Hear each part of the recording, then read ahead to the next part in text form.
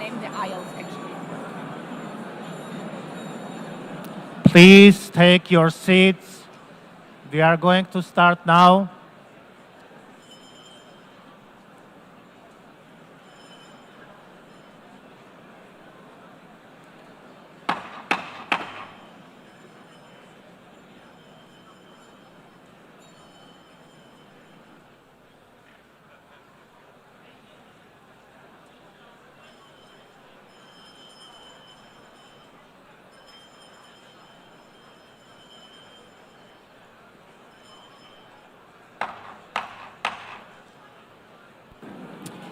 Good morning. Good morning, heads of states, excellencies, dear guests, people watching from home. The fourth plenary meeting of the General Assembly is called to order. After our intense Monday, today starts the general debate of the 80th session. Before proceeding to the general debate, the Assembly will hear an introduction by Secretary General of his annual report on the work of the organization.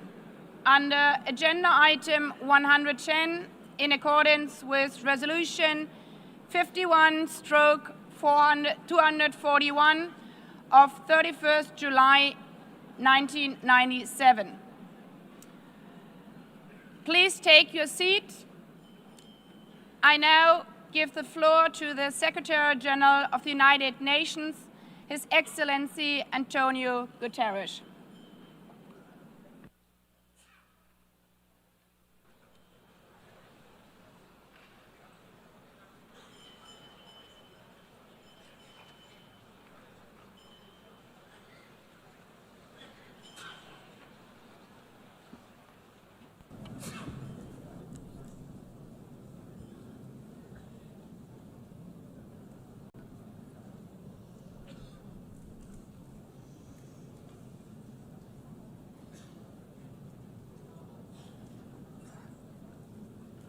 Please, could you take your seats?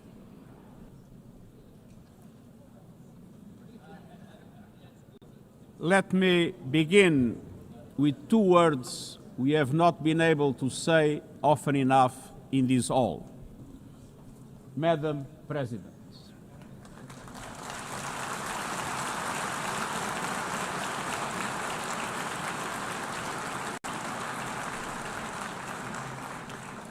Excellencies, ladies and gentlemen, 8 years ago, in a world scorched by war, leaders made a choice: cooperation over chaos, law over lawlessness, peace over conflict. And that choice gave birth to the United Nations, not as a dream for perfection, but as a practical strategy for the survival of humanity. Many of our founders had seen firsthand the hell of the death camps and the terror of war. They knew that true leadership meant creating a system to prevent a replay of those horrors, a firewall against the flames of conflict and World War III, a forum for sovereign states to pursue dialogue and cooperation, and a concrete affirmation of an essential human truth: we are all in this together. And this General Assembly Hall is the heartbeat of that truth. It is why for decades, world leaders have come to this one-of-a-kind podium. It is why you are here today.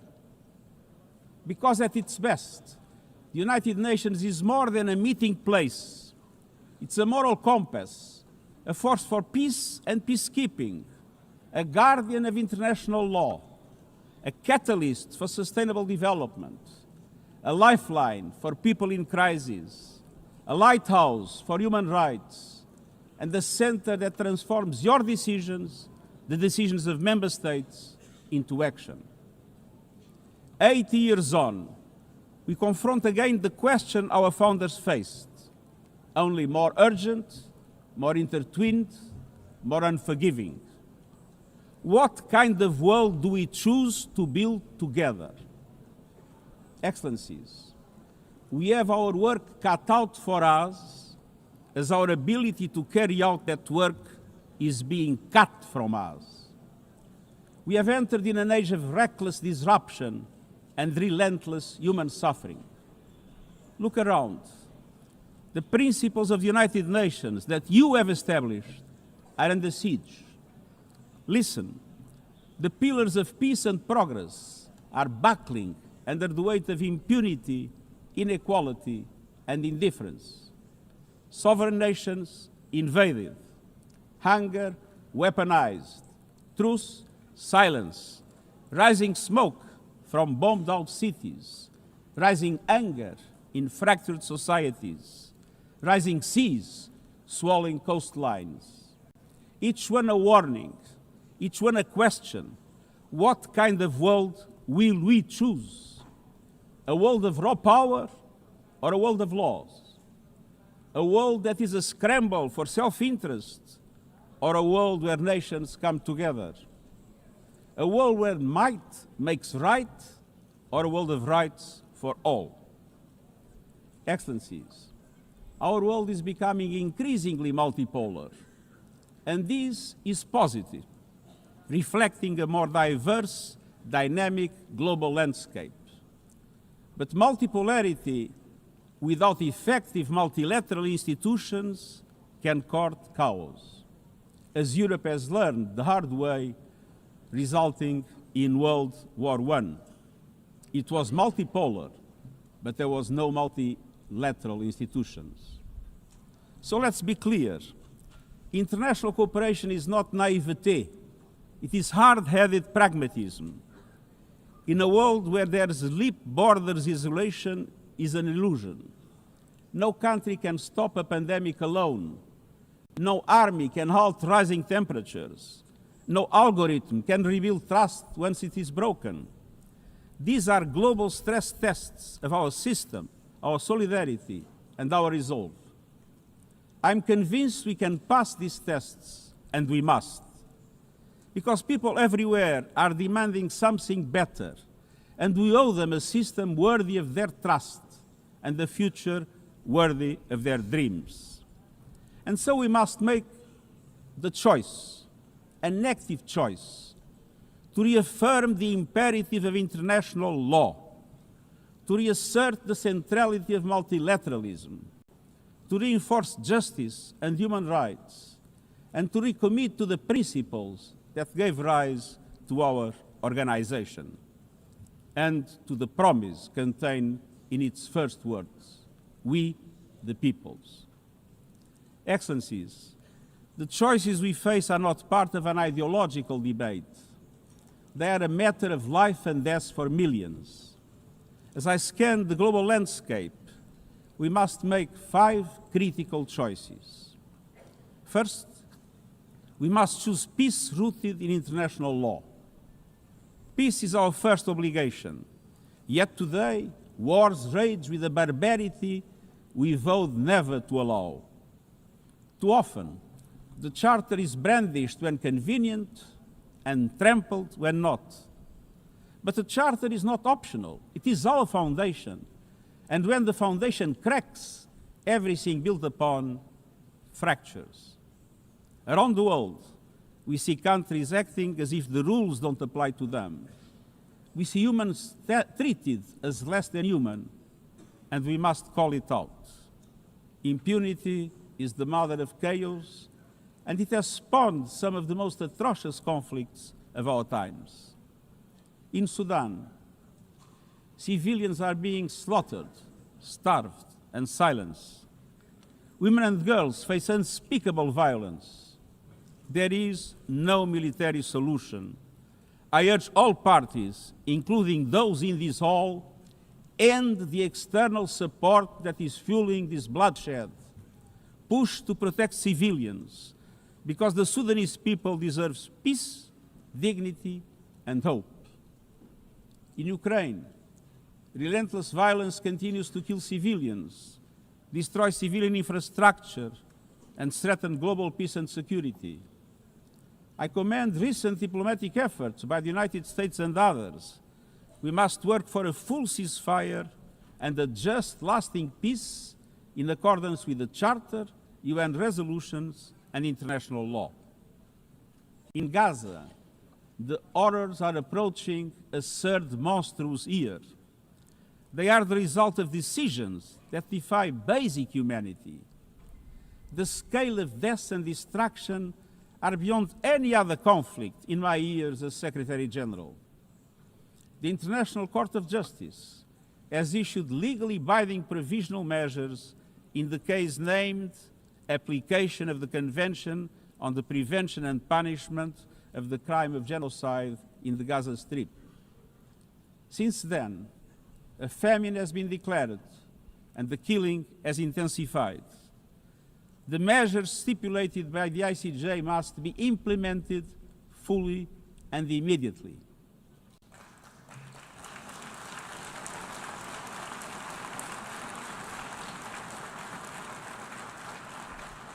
Nothing can justify the horrific Hamas terror attacks of October 7 and the taking of hostages, both of which I have repeatedly condemned.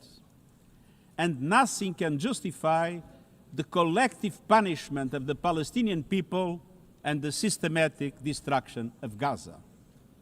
We know what is needed. Permanent ceasefire now. All the hostages released now.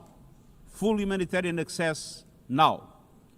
And we must not relent in the only viable answer to sustainable Middle East peace, a two-state solution as so eloquently reaffirmed yesterday. We must urgently reverse dangerous trends on the ground. Relentless settler expansion and violence and the looming threat of annexation must stop. Everywhere, from Haiti to Yemen, to Myanmar and the Sahel and beyond, we must choose peace anchored in international law.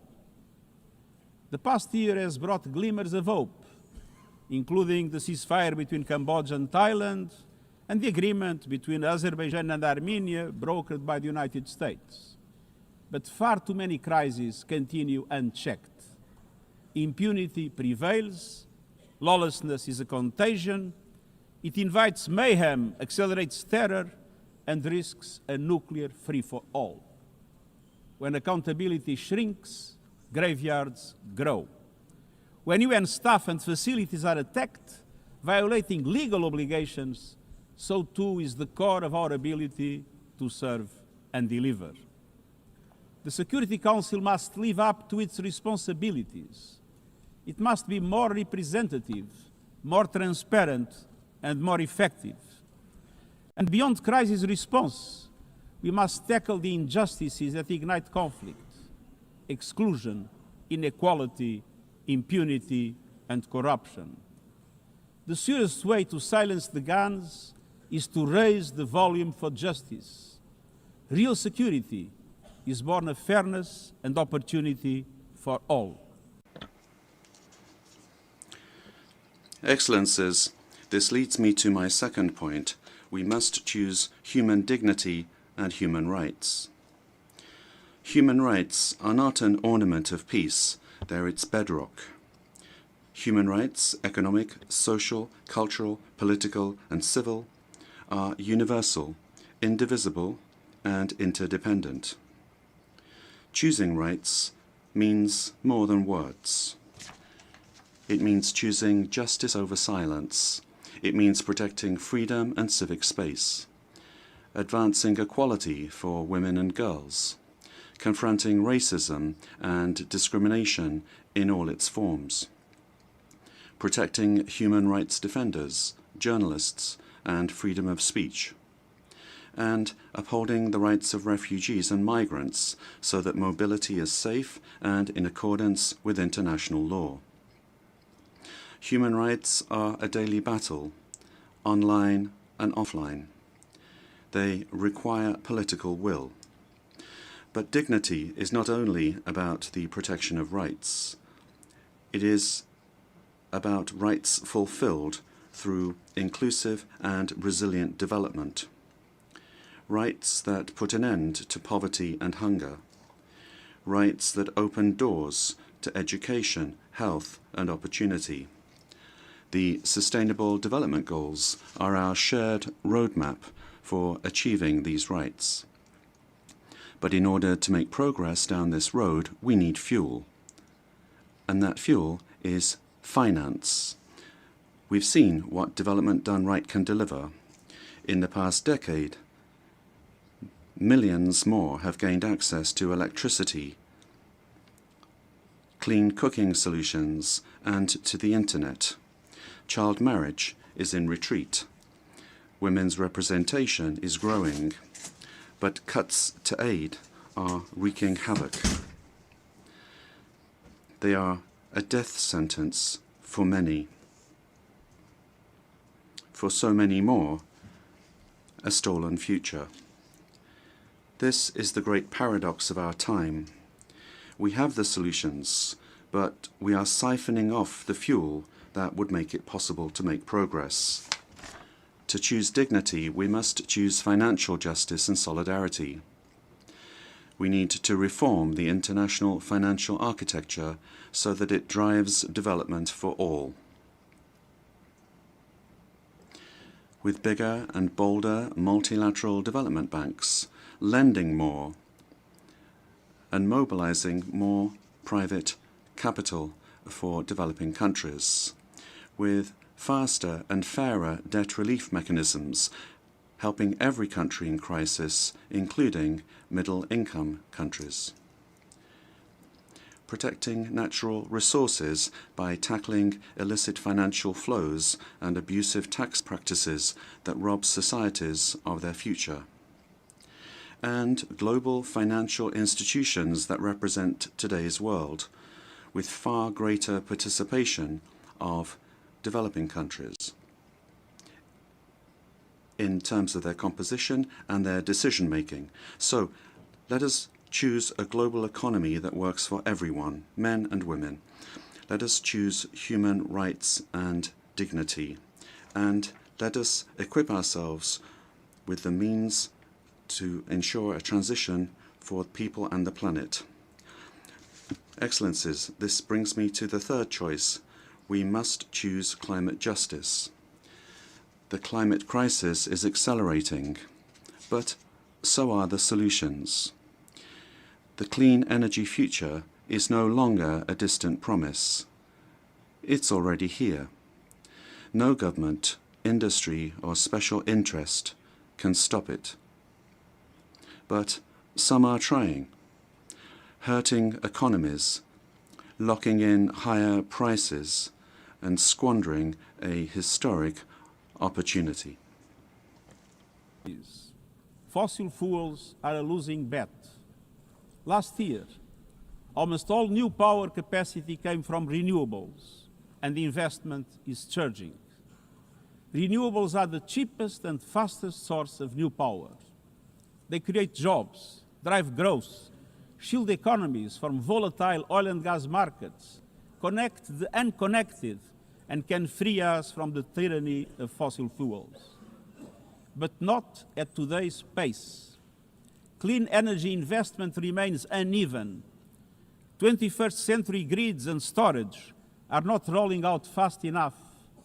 And public subsidies, taking from taxpayer money, still flow to fossil fuels over clean energy by a factor of 9 to 1. Meanwhile, emissions, temperatures, and disasters keep rising. And those least responsible suffer the most.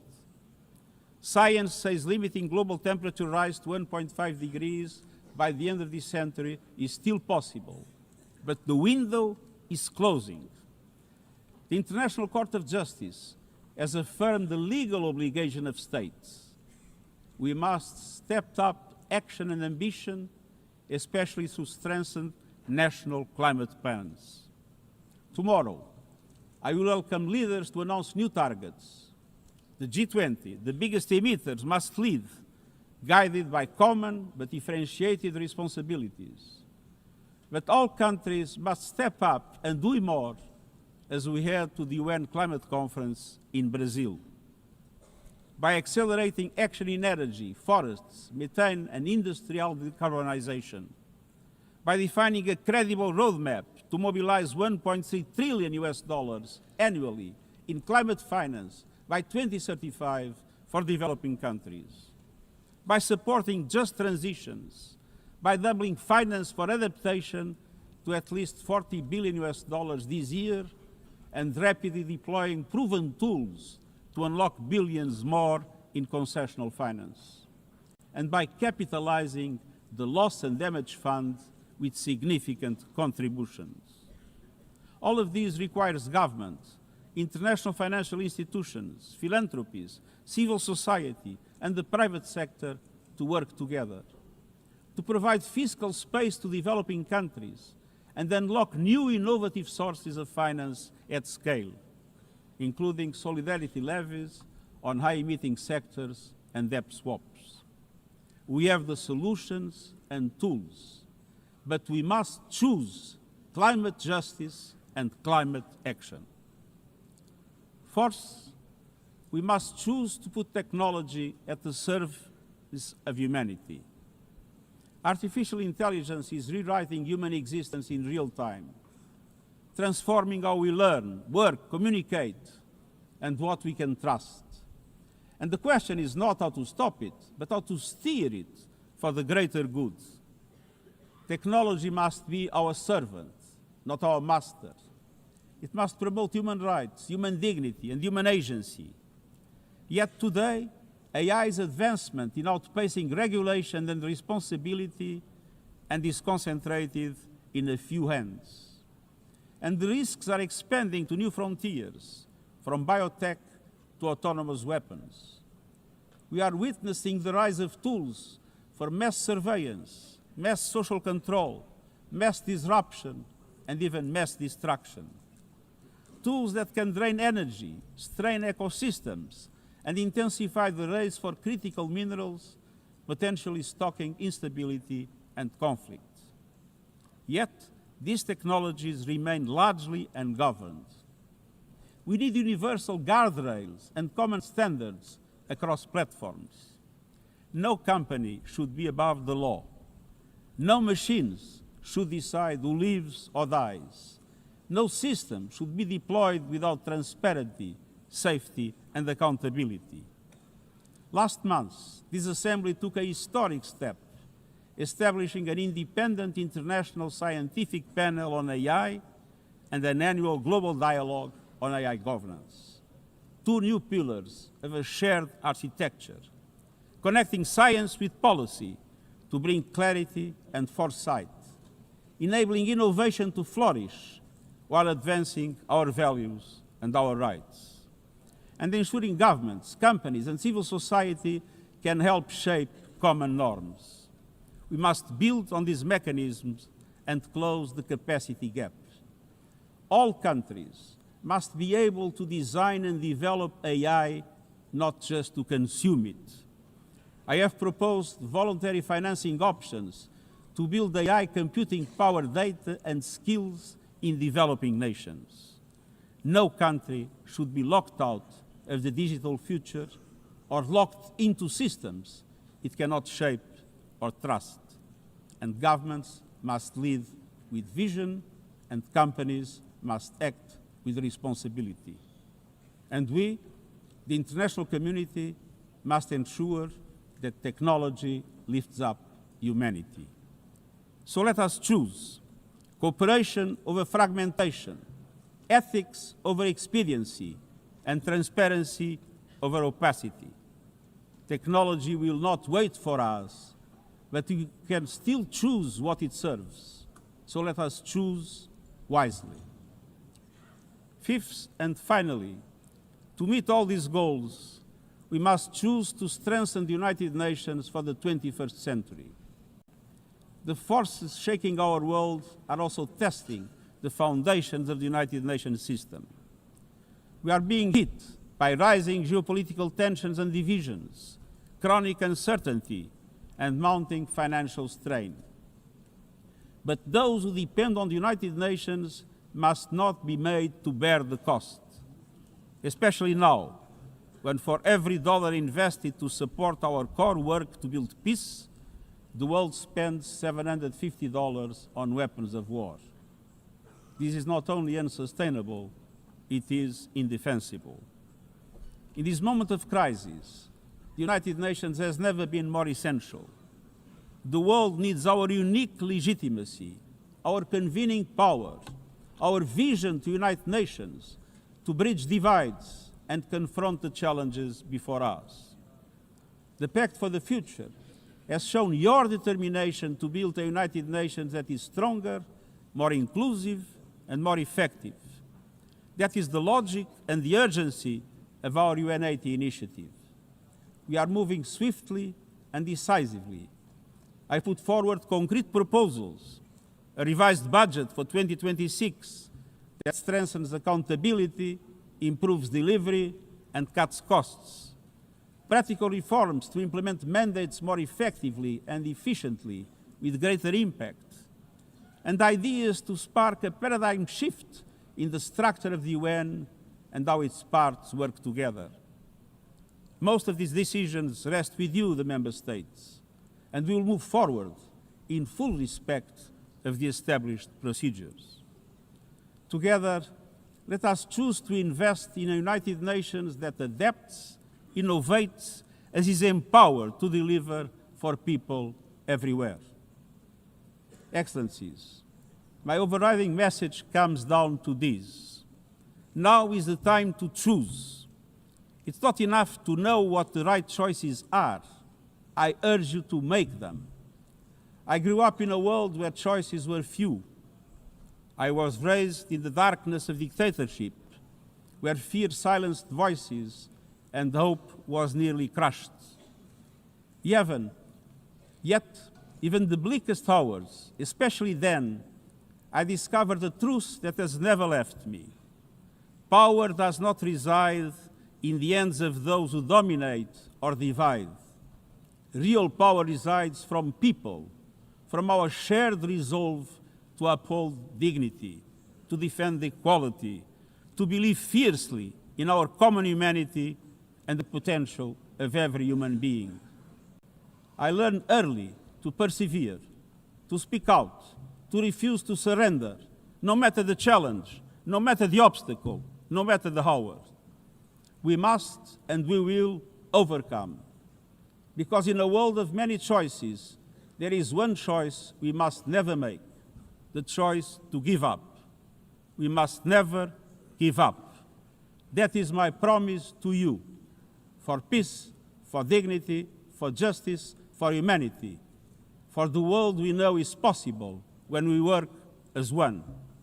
I will never, ever give up. Thank you.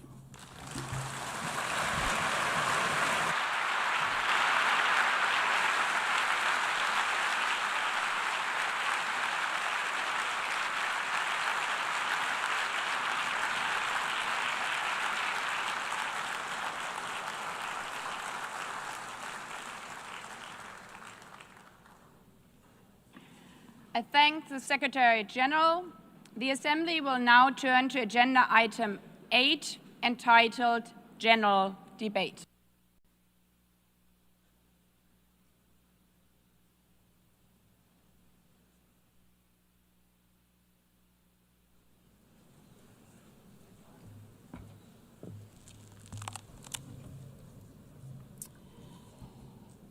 "80 years. Longer than the average human life. This anniversary of the United Nations should have been a moment of celebration. But this is not an ordinary year. Just look at the state of our world, as the Secretary General described. Thousands of orphans in Gaza are wandering around the rubble, eating sand, drinking contaminated water. 90-year-old women in Ukraine are hiding from drones, trapped in their homes instead of living their final years in peace. Children in Haiti, too afraid to walk to school, afraid they might be gunned down by gangs like their friends. And for every conflict and tragedy that seizes the headlines, there are so many more that are forgotten, lost to the news cycle. Like women in Democratic Republic of the Congo, shielding their daughters from armed groups, fearful they might be raped. And Rohingya children spending their whole childhood in tattered tents, unable to remember what their home looks like. Faced with these realities, now is not the time to celebrate, but to ask ourselves, where is the United Nations? Distinguished heads of state and government, Mr. Secretary General, Excellencies, ladies and gentlemen, people out there in the world watching us. Clearly, we have to do better. But what we should not let cynics allow to weaponize these failures, to argue that our institution is a waste of money, outdated, irrelevant. When the principles of the Charter are ignored, is it the UN that has failed? When tanks rolled into Ukraine, was it because Article 2 of the Charter is not clear enough about sovereignty and territorial integrity?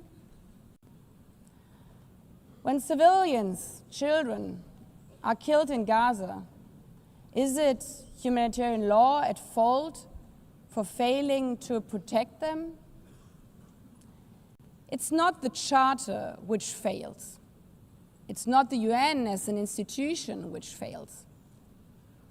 The Charter, our Charter, is only as strong as member states' willingness to uphold it, and their willingness to hold to account those who violate it. Excellencies, yes, our world is in pain. Yes, we have failures.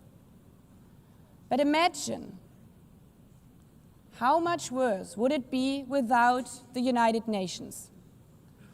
Would a single person be better off without it?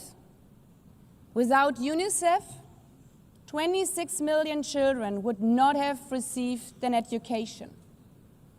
Without the World Food Programme, nearly 125 million people would have lacked life-saving food assistance.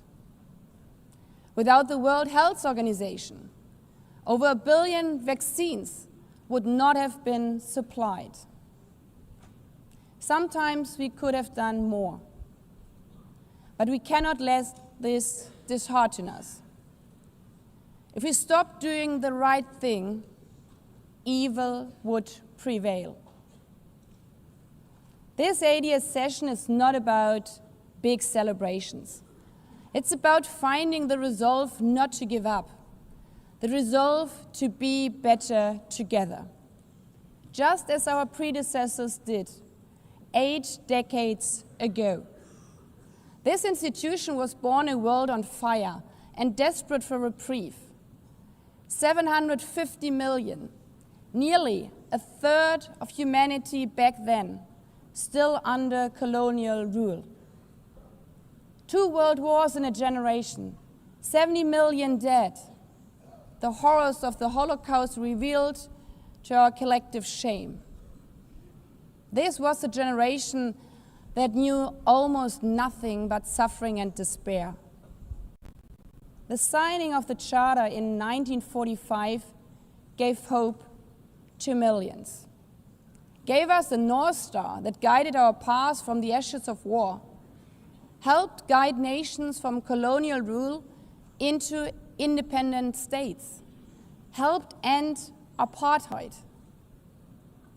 Across the decades, the United Nations has been a compass pointing toward peace, humanity, and justice. We have not always succeeded, but the story of this institution is not a story of easy victories.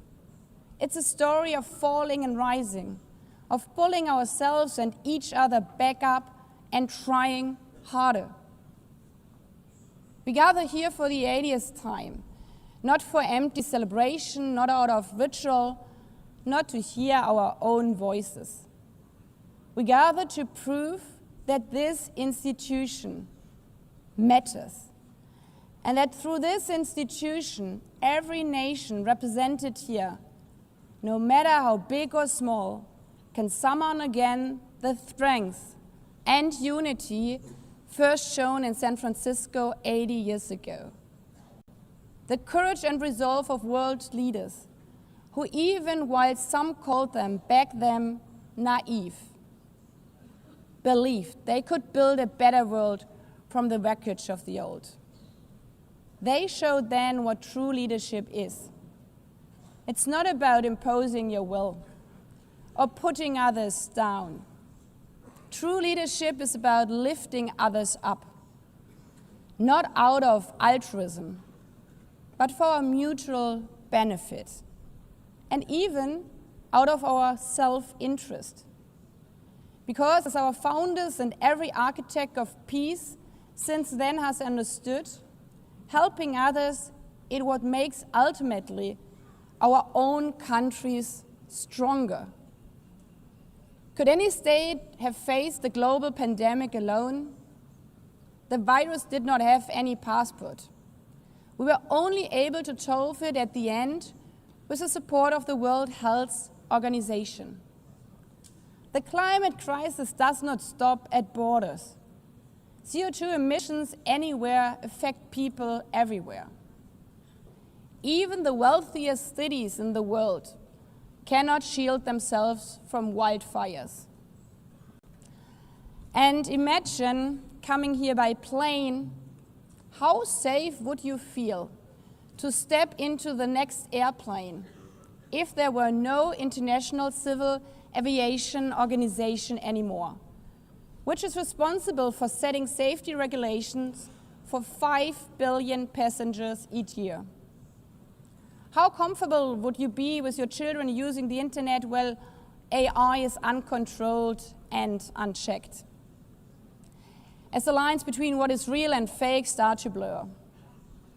In this globalized, digitalized world, we work together or we suffer alone. Excellencies, the theme of this milestone session and the high-level week is therefore better together. 80 years and more for peace, development, and human rights. Will living up to that be easy? No. But this hall was not built for easy times. It was built to come together to confront the hardest topics. This session is a session where the high-level week is about resolving differences. We showed some of it yesterday already. But even the house of dialogue and diplomacy needs a renovation. That is why the UN80 initiative and the wider reform process are not luxuries, but necessities. We are literally now at a crossroads, a make it or break it moment, politically, financially. Therefore, we have to deliver a United Nations that is agile, cost-effective, and fit for purpose. Member states have to give the Secretary General and this process their full support, because reform cannot stop in New York. It must carry through to every capital. That includes delivering the Pact for the Future and accelerating progress on the Sustainable Development Goals. Again, this is not about charity. It's about addressing the core purposes of this institution, about strengthening our foundations across all 3 pillars: peace and security, human rights, and sustainable development. They are inseparable. Leaving hundreds of millions trapped in extreme poverty, vulnerable to crisis, and denied their human rights is not only a moral failure, it's a recipe for global unrest, terrorism, and a tragic waste of humanity's greatest resource, its people. Put it simply, without the SDGs, there cannot be lasting peace. Excellencies, our future as an institution will also be shaped by the selection of the next Secretary General. And here we must pause and reflect. In nearly 80 years, this organization has never chosen a woman for that role. One might wonder how out of 4 billion potential candidates, there could not be found a single one. Of course,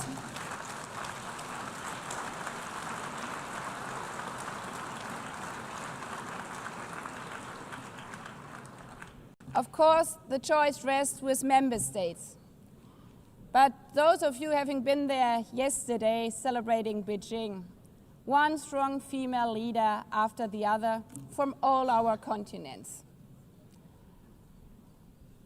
Like 80 years ago, we are standing at a crossroads. And it's up to us, to every single member state, to live up to the same leadership as your predecessors did. To act when action is needed, to uphold the principles of our Charter, to be better together, to show the people around the world that this united nation is there, today, tomorrow, and for the next 8 decades. Because, after all, it's the life insurance for every country.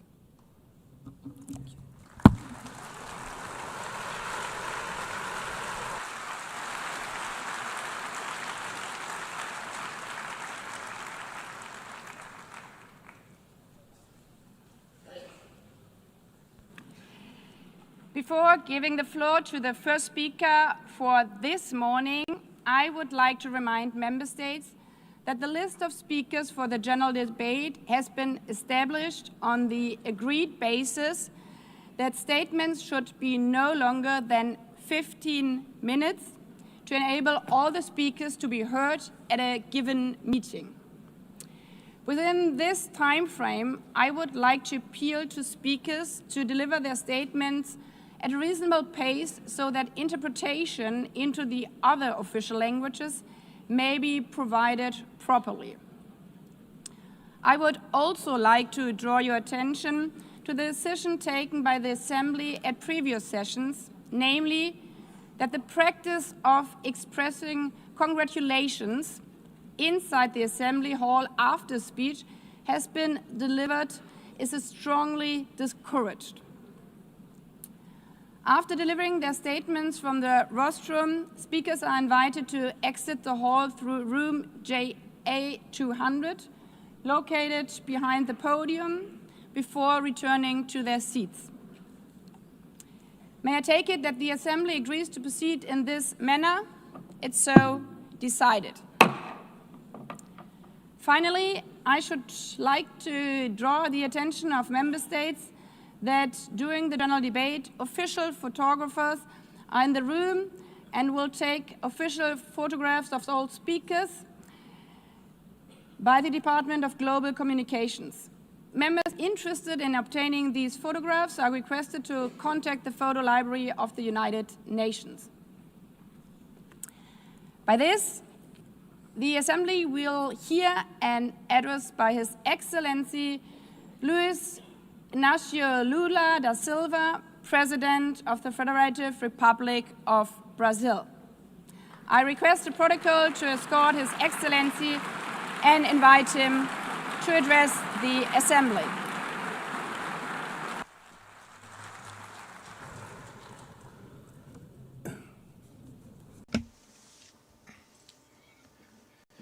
Madam President of the General Assembly, Annalena Baerbock, Mr. Secretary General Antonio Guterres, dear heads of state and government, and representatives of the member states gathered here.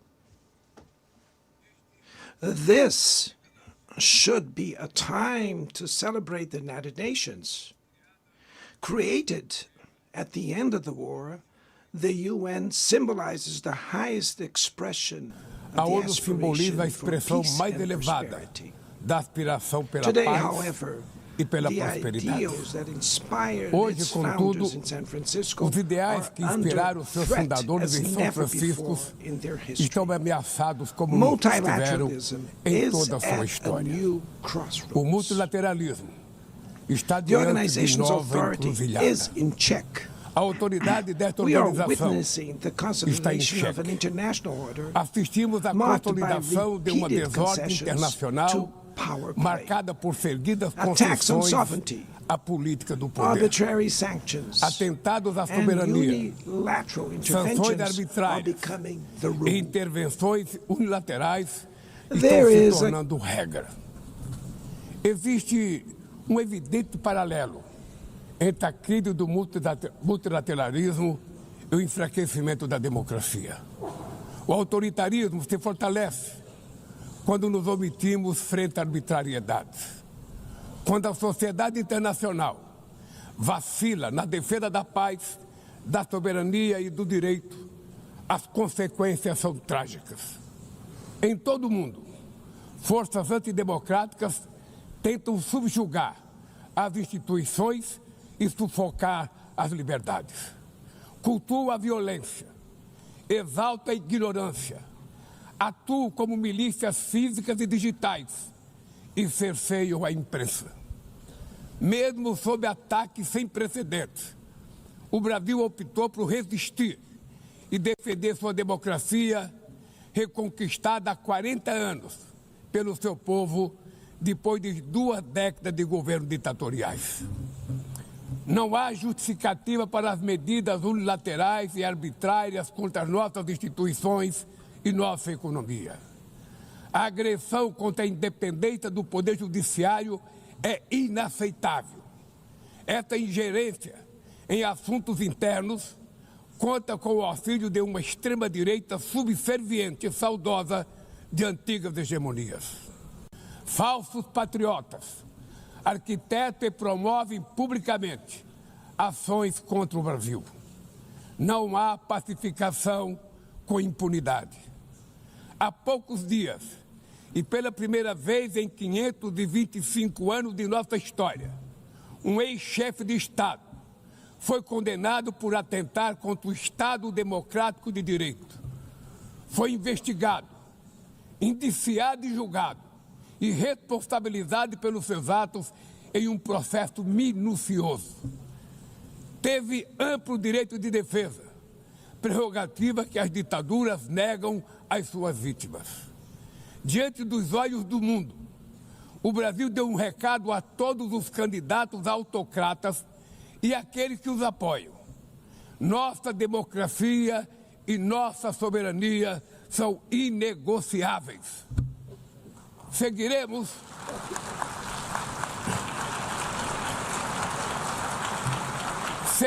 como nação independente e como povo livre de qualquer tipo de tutela.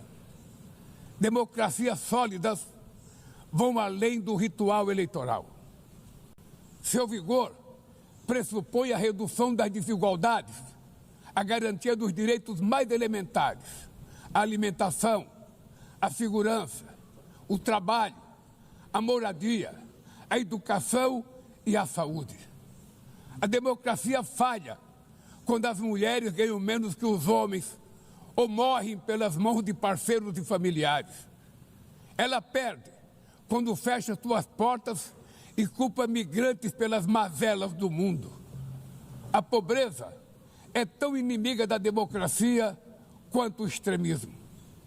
Por isso, foi com orgulho que recebemos da FAO a confirmação de que o Brasil voltou a sair do mapa da fome este ano de 2025. Mas no mundo, ainda há 670 milhões de pessoas famintas e cerca de 2 bilhões e 300 milhões enfrentam insegurança alimentar. A única guerra que todos podem sair vencedores é a que travamos contra a fome e a pobreza. Esse é o objetivo da Aliança Global que lançamos no G20 e que já conta com o apoio de 103 países. A comunidade internacional precisa rever suas prioridades, reduzir os gastos com guerras e aumentar a ajuda ao desenvolvimento, aliviar o serviço da dívida externa dos países mais pobres, sobretudo os africanos, e definir padrões mínimos de tributação global para que os super ricos paguem mais impostos que os trabalhadores. A democracia também se mede pela capacidade de proteger as famílias e a infância. As plataformas digitais trazem possibilidade de nos aproximar como jamais havíamos imaginado, mas têm sido usadas para semear intolerância, misoginia, xenofobia e desinformação. A internet não pode ser terra sem lei. Cabe ao poder público proteger os mais vulneráveis. Regular não é restringir a liberdade de expressão, é garantir que o que já é ilegal no mundo real seja tratado assim também no ambiente digital, no ambiente virtual. Ataques à regulação servem para encobrir interesses escusos e dar guarida a crimes como fraudes, tráfico de pessoas, pedofilia e investidas contra a democracia. O Parlamento brasileiro, corretamente, apressou-se em abordar esse problema.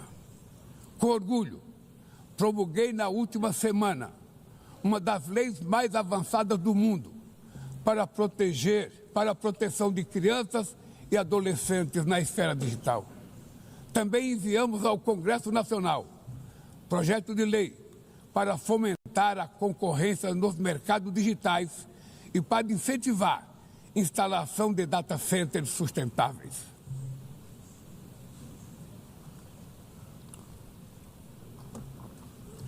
Para mitigar os riscos da inteligência artificial, apostamos na construção de uma governança multilateral em linha com o Pacto Digital Global aprovado neste plenário o ano passado. Senhoras e senhores, na América Latina e Caribe, vivemos um momento de crescente polarização e instabilidade. Manter a região como zona de paz sempre foi e é a nossa prioridade. Somos um continente livre de armas de destruição em massa, sem conflitos étnicos ou religiosos. É preocupante a equiparação entre a criminalidade e o terrorismo. A forma mais eficaz de combater o tráfico de drogas é a cooperação para reprimir a lavagem de dinheiro e limitar o comércio de armas. Usar força letal em situações que não constituem conflitos armados equivale a executar pessoas sem julgamento. Outras partes do planeta já testemunharam intervenções que causaram danos maiores do que se pretendia evitar, com graves consequências humanitárias. A via do diálogo não deve estar fechada na Venezuela. O Haiti tem direito a um futuro livre de violência e é inadmissível que Cuba seja listada como o país que patrocina o terrorismo. No conflito na Ucrânia,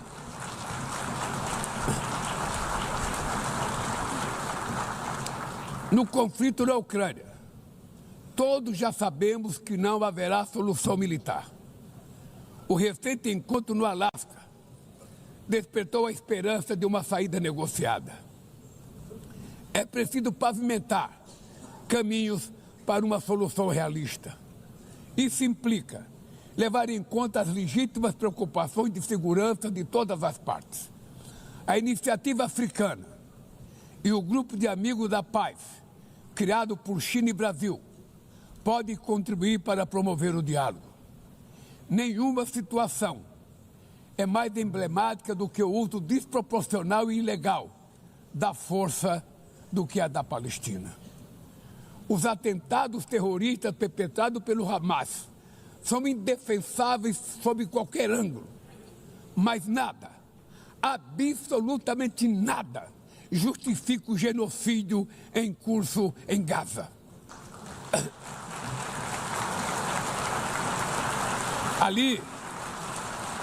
Ali, sob toneladas de escombros, estão enterradas dezenas de milhares de mulheres e crianças inocentes.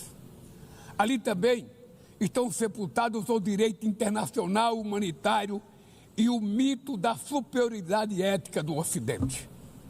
Este massacre não aconteceria sem a cumplicidade dos que poderiam evitá-lo. Em Gaza, fome é usado como arma de guerra e o deslocamento forçado de populações é praticado impunemente. Quero expressar minha admiração aos judeus que, dentro e fora de Israel, se opõem a esta punição coletiva. O povo palestino corre o risco de desaparecer. Só sobreviverá como um Estado independente integrado à comunidade internacional. Esta é a solução defendida por mais de 150 membros da ONU, reafirmada ontem aqui, neste mesmo plenário, mas obstruída por um único veto. É lamentável que o presidente Mahmoud Abbas tenha sido impedido pelo país anfitrião de ocupar a bancada da Palestina nesse momento histórico.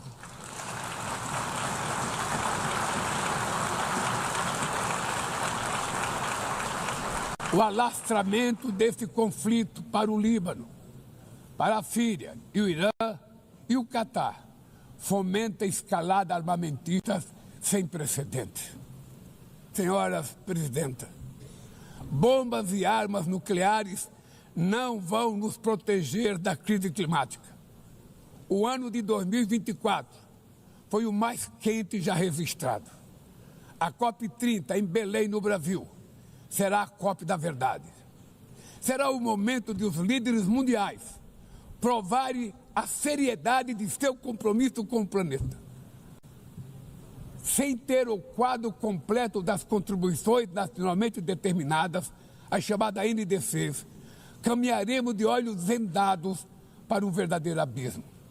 O Brasil se comprometeu a reduzir entre 59% e 67% suas emissões, abrangendo todos os gases de efeito estufa em todos os setores da economia. Nações em desenvolvimento enfrentam a mudança do clima ao mesmo tempo em que lutam contra outros desafios. Enquanto isso, países ricos usufruem de padrão de vida obtido às custas de 200 anos de emissões de gases. Exigir maior ambição e maior acesso a recursos e tecnologias não é uma questão de caridade, é apenas uma questão de justiça. A corrida por minerais críticos essenciais para a transição energética não pode reproduzir a lógica predatória que marcou os últimos séculos. Em Belém, o mundo vai conhecer a realidade da Amazônia. O Brasil já reduziu pela metade o desmatamento na região nos 2 últimos anos. Erradicá-lo requer garantia, condições dignas de vida para seus milhões de habitantes. Fomentar o desenvolvimento sustentável é o objetivo do Fundo Florestas Tropicais para Sempre, que o Brasil pretende lançar para remunerar os países que mantêm suas florestas em pé. É chegado o momento de passar da fase da negociação para a etapa da implementação. O mundo deve muito ao regime criado pela Convenção do Clima, mas é necessário trazer o combate à mudança do clima para o coração da ONU, para que ela tenha a atenção que merece. Um conselho vinculado à Assembleia Geral, com força e legitimidade para monitorar compromissos, dará coerência à ação climática. Trata-se de um passo fundamental na direção de uma reforma mais abrangente da organização, que contemple também um Conselho de Segurança ampliado nas 2 categorias de seus membros. Poucas áreas retrocederam tanto como o sistema multilateral de comércio.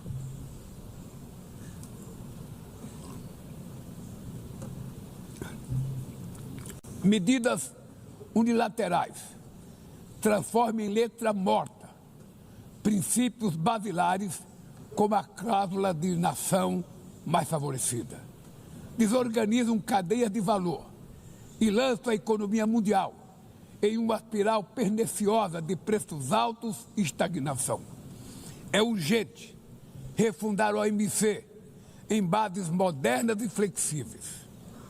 Senhoras e senhores, este ano o mundo perdeu duas personalidades excepcionais. O ex-presidente do Uruguai, Pepe Mujica, e o nosso querido Papa Francisco. Ambos encarnaram como ninguém os melhores valores humanistas. Suas vidas se entrelaçaram com as 8 décadas de existência da ONU. Se ainda estivesse entre nós, provavelmente usariam esta tribuna para lembrar que o autoritarismo, a degradação ambiental e a desigualdade não são inexoráveis. Que os únicos derrotados são os que cruzam os braços resignados. Que podemos vencer os falsos profetas de oligarcas que exploram o medo e monetizam o ódio. E que o amanhã é feito de escolhas diárias e é preciso coragem de agir para transformá-lo. No futuro que o Brasil vislumbra, não há espaço para a reedição de rivalidades ideológicas ou esfera de influência. A confrontação é inevitável. Precisamos de lideranças com clareza de visão, que entendam que a ordem internacional não é um jogo de soma zero. O século XXI será cada vez mais multipolar. Para se manter pacífico, não pode deixar de ser multilateral. O Brasil confere crescente importância à União Europeia, à União Africana, à ASEAN, à CELAC, aos BRICS e ao G20. A voz do Sul global deve ser respeitada e ouvida. A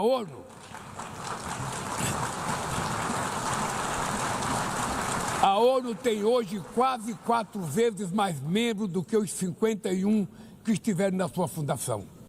Nossa missão histórica é a de torná-la novamente portadora de esperanças e promotora da igualdade e da paz, do desenvolvimento sustentável e da diversidade e da tolerância.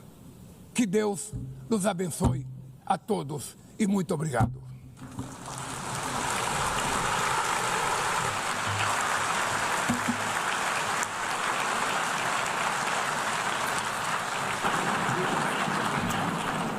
On behalf of the Assembly, I wish to thank the President. Nós acompanhamos ao vivo o discurso do presidente Lula na Assembleia Geral das Nações Unidas em Nova York, nos Estados Unidos. A defesa da democracia,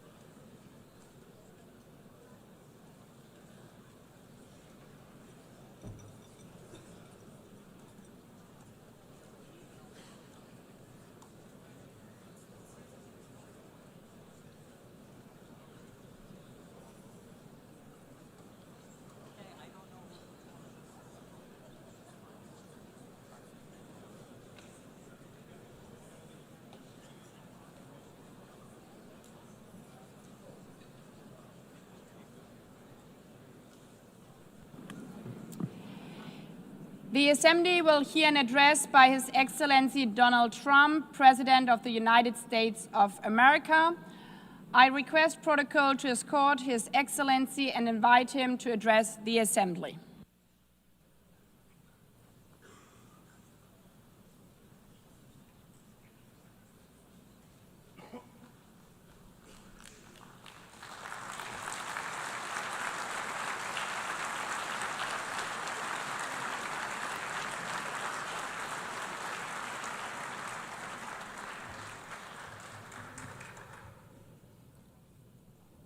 Thank you very much. Very much appreciated.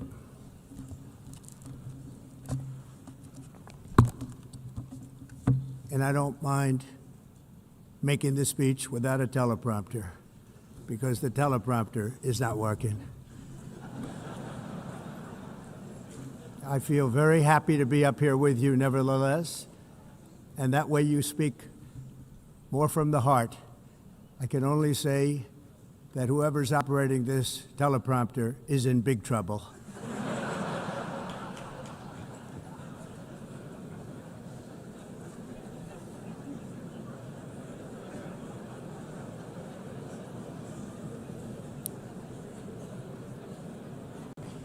Hello, Madam First Lady.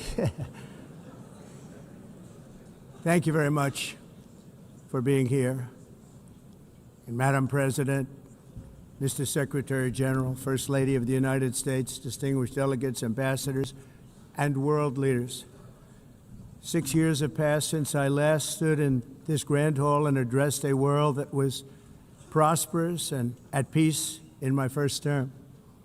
Since that day, the guns of war have shattered the peace I forged on 2 continents. An era of calm and stability gave way to one of the great crises of our time. And here in the United States, 4 years of weakness, lawlessness, and radicalism under the last administration delivered our nation into a repeated set of disasters. 1 year ago, our country was in deep trouble, but today, just 8 months into my administration, we are the hottest country anywhere in the world, and there is no other country even close. America is blessed with the strongest economy, the strongest borders, the strongest military, the strongest friendships, and the strongest spirit of any nation on the face of the earth. This is indeed the golden age of America. We are rapidly reversing the economic calamity we inherited from the previous administration, including ruinous price increases and record-setting inflation like we've never had before. Under my leadership, energy costs are down, gasoline prices are down, grocery prices are down, mortgage rates are down, and inflation has been defeated. The only thing that's up is the stock market, which just hit a record high. In fact, it hit a record high 48 times in the last short period of time. Growth is surging, manufacturing is booming. The stock market, as I said, is doing better than it's ever done. And all of you in this room benefit by that, almost everybody. And importantly, workers' wages are rising at the fastest pace in more than 60 years. And that's what it's all about, isn't it? In 4 years of President Biden, we had less than $1 trillion of new investment into the United States.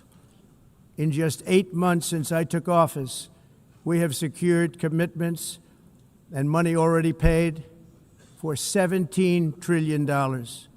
Think of it, 4 years, less than $1 trillion, 8 months, much more than $17 trillion is being invested in the United States, and it's now pouring in from all parts of the world. We've implemented the largest tax cuts in American history and the largest regulation cuts in American history, making this once and again the best country on earth to do business. And many of the people in this room are investing in America, and it's turned out to be an awfully good investment during this 8-month period. In my first term, I built the greatest economy in the history of the world. We had the best economy ever, history of the world. And I'm doing the same thing again, but this time it's actually much bigger and even better. The numbers far surpass my record-setting first term. On our southern border, we have successfully repelled a colossal invasion. And for the last 4 months, and that's 4 months in a row, the number of illegal aliens admitted and entering our country has been 0. Hard to believe, because if you look back just a year ago, it was millions and millions of people pouring in from all over the world, from prisons, from mental institutions, drug dealers, All over the world they came. They just poured into our country with the ridiculous open border policy of the Biden administration. Our message is very simple. If you come illegally into the United States, you're going to jail, or you're going back to where you came from, or perhaps even further than that. You know what that means. I want to thank the country of El Salvador for the successful and professional job they've done in receiving and jailing so many criminals that entered our country. And it was under the previous administration that the number became record-setting, and they're all being taken out. We have no choice. And other countries have no choice because other countries are in the exact same situation with immigration. It's destroying your country, and you have to do something about it. On the world stage, America is respected again like it has never been respected before. You think about 2 years ago, 3 years ago, 4 years ago, or 1 year ago, we were a laughingstock all over the world. At the NATO summit in June, virtually all NATO members formally committed to increase defense spending at my request from 2% to 5% of GDP, making our alliance far stronger and more powerful than it was ever before. In May, I traveled to the Middle East to visit my friends and rebuild our partnerships in the Gulf and those valued relationships with Saudi Arabia, Qatar, and the UAE, and other countries are now, I believe, closer than ever before. My administration has negotiated one historic trade deal after another, including with the United Kingdom, the European Union, Japan, South Korea, Vietnam, Indonesia, the Philippines, Malaysia, and many, many others. Likewise, in a period of just 7 months, I have ended 7 unendable wars. They said they were unendable. You're never going to get them solved. Some were going for 31 years, 2 of them, 31, think of it, 31 years. One was 36 years. One was 28 years. I ended 7 wars. And in all cases, they were raging with countless thousands of people being killed. This includes Cambodia and Thailand, Kosovo and Serbia, the Congo and Rwanda, a vicious, violent war that was, Pakistan and India, Israel and Iran, Egypt and Ethiopia, and Armenia and Azerbaijan. It included all of them. No president or prime minister, and for that matter, no other country has ever done anything close to that. And I did it in just 7 months. It's never happened before. There's never been anything like that. I'm very honored to have done it. It's too bad that I had to do these things instead of the United Nations doing them. And sadly, in all cases, the United Nations did not even try to help in any of them. I ended 7 wars, dealt with the leaders of each and every one of these countries, and never even received a phone call from the United Nations offering to help in finalizing the deal. All I got from the United Nations was an escalator that on the way up stopped right in the middle. If the First Lady wasn't in great shape, she would have fallen, but she's in great shape. We're both in good shape. We both stood. And then a teleprompter that didn't work. These are the 2 things I got from the United Nations, a bad escalator and a bad teleprompter. Thank you very much. And by the way, it's working now. It just went on. Thank you. I think I should just do it the other way. It's easier. Thank you very much. I didn't think of it at the time because I was too busy working to save millions of lives. That is the saving and stopping of these wars. But later I realized that the United Nations wasn't there for us. They weren't there. I thought of it really after the fact, not during these negotiations, which were not easy. That being the case, what is the purpose of the United Nations? The UN has such tremendous potential. I've always said it. It has such tremendous, tremendous potential. but it's not even coming close to living up to that potential. For the most part, at least for now, all they seem to do is write a really strongly worded letter and then never follow that letter up. It's empty words, and empty words don't solve war. The only thing that solves war and wars is action. Now, after ending all of these wars and also earlier negotiating the Abraham Accords, which is a very big thing for which our country received no credit, never receives credit. Everyone says that I should get the Nobel Peace Prize for each one of these achievements. But for me, the real prize will be the sons and daughters who live to grow up with their mothers and fathers, because millions of people are no longer being killed in endless and unglorious wars. What I care about is not winning prizes, it's saving lives. We saved millions and millions of lives with the 7 wars. And we have others that we're working on, and you know that. Many years ago, a very successful real estate developer in New York, known as Donald J. Trump, I bid on the renovation and rebuilding of this very United Nations complex. I remember it so well. I said at the time that I would do it for $500 million, rebuilding everything. It would be beautiful. I used to talk about, I'm going to give you marble floors. They're going to give you terrazzo. I'm going to give you the best of everything. You're going to have mahogany walls. They're going to give you plastic. But they decided to go in another direction, which was much more expensive at the time, and which actually produced a far inferior product.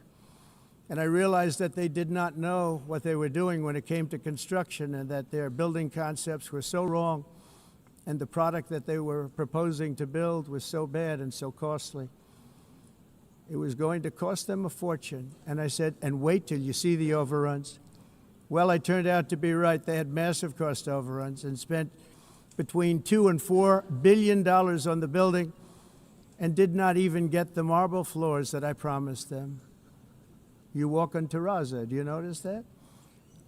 As far as I'm concerned, frankly, looking at the building and getting stuck on the escalator, they still haven't finished the job.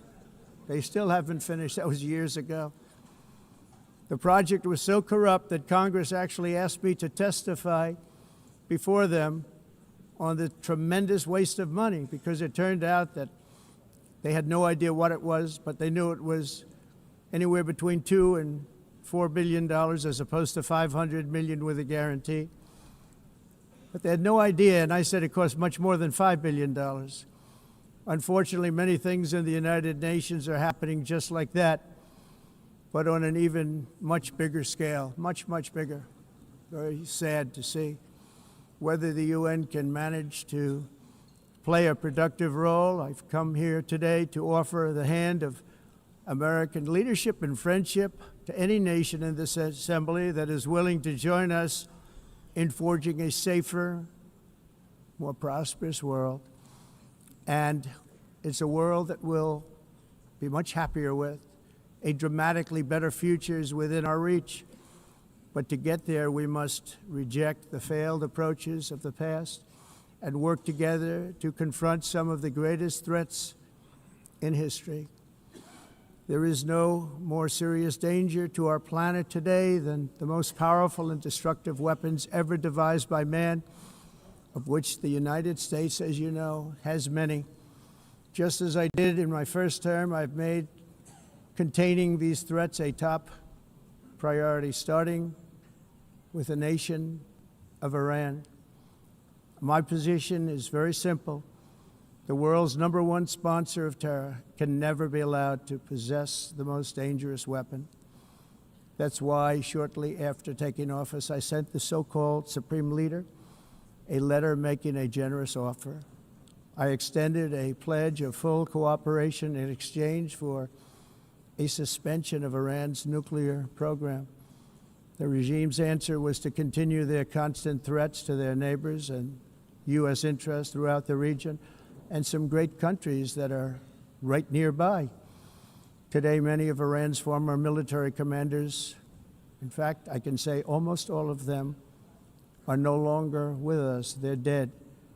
And 3 months ago, in Operation Midnight Hammer, 7 American B-2 bombers dropped the 30,000-pound each bombs on Iran's key nuclear facilities, totally obliterating everything. No other country on earth could have done what we did. No other country has the equipment to do what we did. We have the greatest weapons on earth. We hate to use them. But we did something that for 22 years people wanted to do. With Iran's nuclear enrichment capacity demolished, I immediately brokered an end to the 12-day war, as it's called, between Israel and Iran, with both sides agreeing to fight no longer. As everyone knows, I have also been deeply engaged in seeking a ceasefire in Gaza. Have to get that done. Have to get it done. Unfortunately, Hamas has repeatedly rejected reasonable offers to make peace. We can't forget October 7th, can we? Now, as if to encourage continued conflict, some of this body is seeking to unilaterally recognize a Palestinian state. The rewards would be too great for Hamas terrorists for their atrocities. This would be a reward for these horrible atrocities, including October 7th, even while they refuse to release the hostages or accept a ceasefire. Instead of giving to Hamas and giving so much, because they've taken so much, they have taken so much. This could have been solved so long ago. But instead of giving in to Hamas's ransom demands, those who want peace should be united with one message: release the hostages now. Just release the hostages now. Thank you.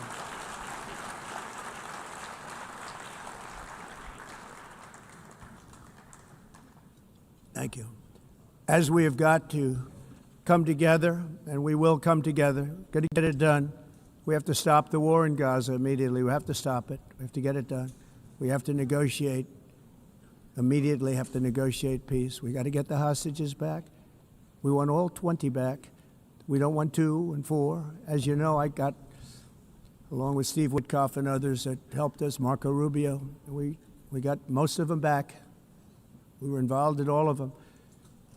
But I always said the last 20 are going to be the hardest, and that's exactly what happened.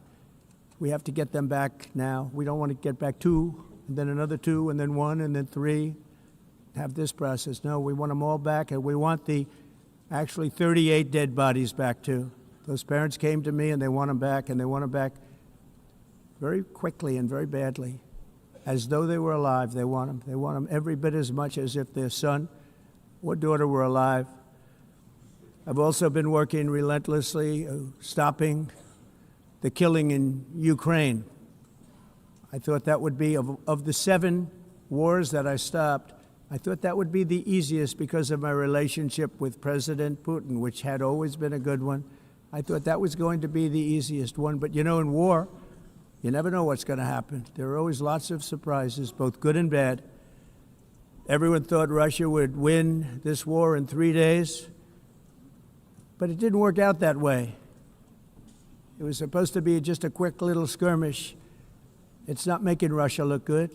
It's making them look bad. No matter what happens from here on out, this was something that should have taken a matter of days, certainly less than a week. And they've been fighting for 3.5 years and killing anywhere from 5,000 to 7,000 young soldiers, mostly soldiers, on both sides, every single week, from 5,000 to 7,000 dead young people, and some in cities, much smaller numbers, where rockets are shot, where drones are dropped. This war would never have started if I were president. This was a war that should have never happened. It shows you what leadership is, what bad leadership can do to a country. Look what happened to the United States, and look where we are right now in just a short period of time. The only question now is how many more lives will be needlessly lost on both sides. China and India are the primary funders of the ongoing war by continuing to purchase Russian oil. But inexcusably, even NATO countries have not cut off much Russian energy and Russian energy products, which, as you know, I found out about 2 weeks ago, and I wasn't happy. Think of it. They're funding the war against themselves. Who the hell ever heard of that one? In the event that Russia is not ready to make a deal to end the war, then the United States is fully prepared to impose a very strong round of powerful tariffs, which would stop the bloodshed, I believe, very quickly. But for those tariffs to be effective, European nations, all of you are gathered here right now, would have to join us in adopting the exact same measures. I mean, you're much closer to this. We have an ocean in between. You're right there. And Europe has to step it up. They can't be doing what they're doing. They're buying oil and gas from Russia while they're fighting Russia. It's embarrassing to them, and it was very embarrassing to them when I found out about it, I can tell you that. But they have to immediately cease all energy purchases from Russia. Otherwise, we're all wasting a lot of time. So I'm ready to discuss this. We're going to discuss it today with the European nations, all gathered here. I'm sure they're thrilled to hear me speak about it, but that's the way it is. I like to speak my mind and speak the truth. As we seek to reduce the threat of dangerous weapons today, I'm also calling on every nation to join us in ending the development of biological weapons once and for all. And biological is terrible, and nuclear is even beyond, and we include nuclear in that. We want to have a cessation of the development of nuclear weapons. We know, and I get to view it all the time. Sir, would you like to see? And I look at weapons that are so powerful that we just can't ever use them. If we ever use them, the world literally might come to an end. There would be no United Nations to be talking about. There would be no nothing. Just a few years ago, reckless experiments overseas gave us a devastating global pandemic.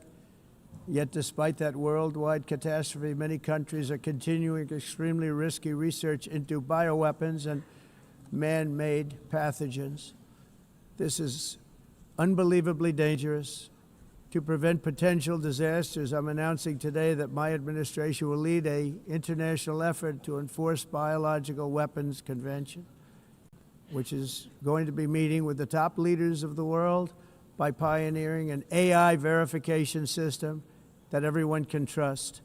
Hopefully the UN can play a constructive role, and it will also be one of the early projects under AI. Let's see how good it is, because a lot of people are saying it could be one of the great things ever, but it also can be dangerous, but it can be put to tremendous use and tremendous good, and this would be an example of that.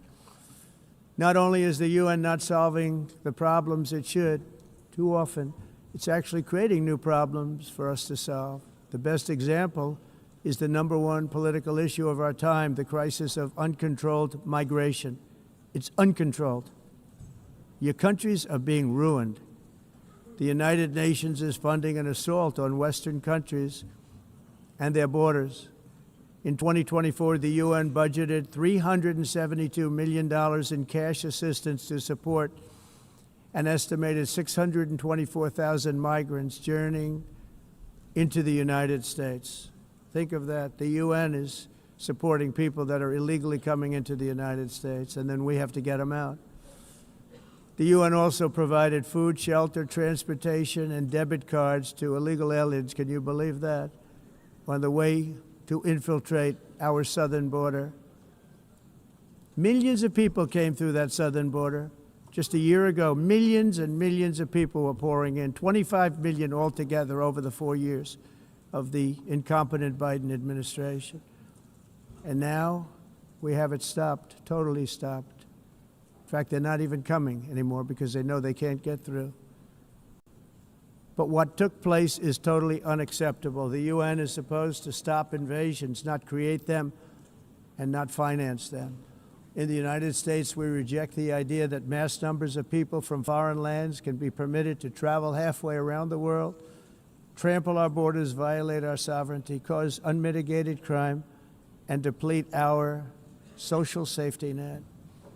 We have reasserted that America belongs to the American people, and I encourage all countries to take their own stand in defense of their citizens as well. You have to do that because I see it. I'm not mentioning names, I see it, and I can call every single one of them out. You're destroying your countries. They're being destroyed. Europe is in serious trouble. They've been invaded by a force of illegal aliens like nobody's ever seen before. Illegal aliens are pouring into Europe. Nobody is ever, and nobody's doing anything to change it, to get them out. It's not sustainable.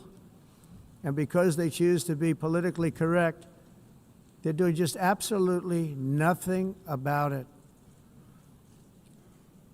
And I have to say, I look at London where you have a terrible mayor, terrible, terrible mayor. And it's been so changed, so changed. Now they want to go to Sharia law, but you're in a different country. You can't do that. Both the immigration and their suicidal energy ideas will be the death of Western Europe if something is not done immediately. This cannot be sustained. What makes the world so beautiful is that each country is unique. But to stay this way, every sovereign nation must have the right to control their own borders. You have the right to control your borders, as we do now, and to limit the sheer numbers of migrants entering their countries and paid for by the people of that nation that were there and that built that particular nation at the time. They put their blood, sweat, tears, money into that country, and now they're being ruined. Proud nations must be allowed to protect their communities and prevent their societies from being overwhelmed by people they have never seen before, with different customs, religions, with different everything. Where migrants have violated laws, lodged false asylum claims, or claimed refugee status for illegitimate reasons, they should, in many cases, be immediately sent home. And while we will always have a big heart for places and people that are struggling and truly compassionate, answers will be given. We have to solve the problem, and we have to solve it in their countries, not create new problems in our countries. And we are very helpful to a lot of countries that are just not able to send their people anymore. They used to send them to us in caravans of 25,000, 30,000 people each.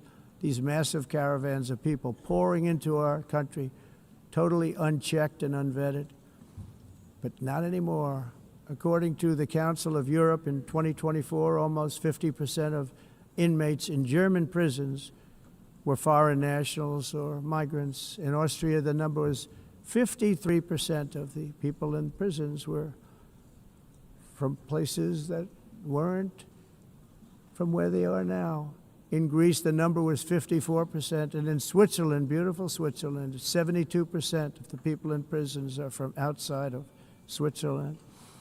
When your prisons are filled with so-called asylum seekers who repaid kindness, and that's what they did, they repaid kindness with crime, it's time to end the failed experiment of open borders. You have to end it now. I can tell you. I'm really good at this stuff. Your countries are going to hell. In America, we've taken bold action to swiftly shut down uncontrolled migration. Once we started detaining and deporting everyone who crossed the border and removing illegal aliens from the United States, they simply stopped coming. They're not coming anymore. We're getting a lot of credit, but they're not coming anymore. This was a humanitarian act for all involved, because on the trips up, thousands of people a week were dying. Women were being raped. Nobody's ever seen anything like it. Raped, horribly beaten, raped. On the trip up, the journey up, it was a long walk. It was a long, arduous journey, indeed.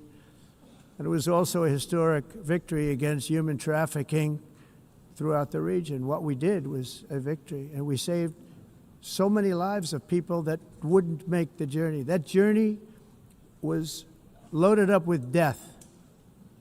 Loaded up with death.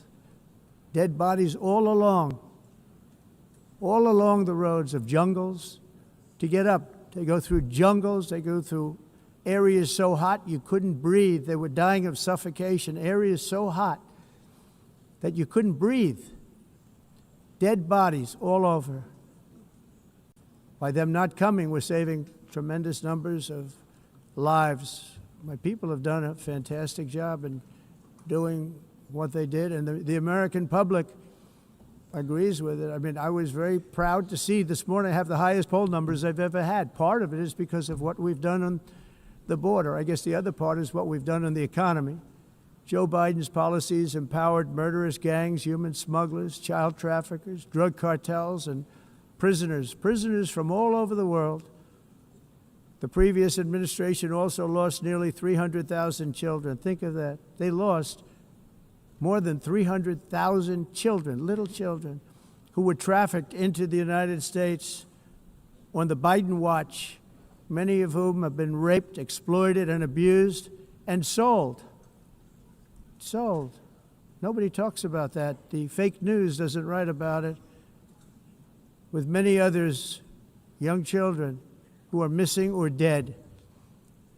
And we found a lot of these children, and we're sending them back, and we've been sending them back to their parents. They said, nobody knows who they are. They said, where do you come from? And they'll give us a country, and we'll find out, and we'll figure it out, and we'll bring them back to their homes.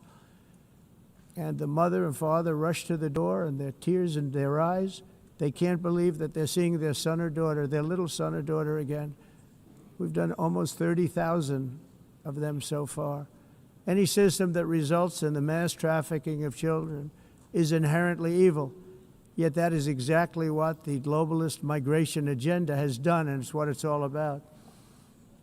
In America, those days, as you know, are over. The Trump administration is working, and we are continuing to work to track down the villains that are causing this problem, and also, as I said, to get back the 30,000 we've already returned.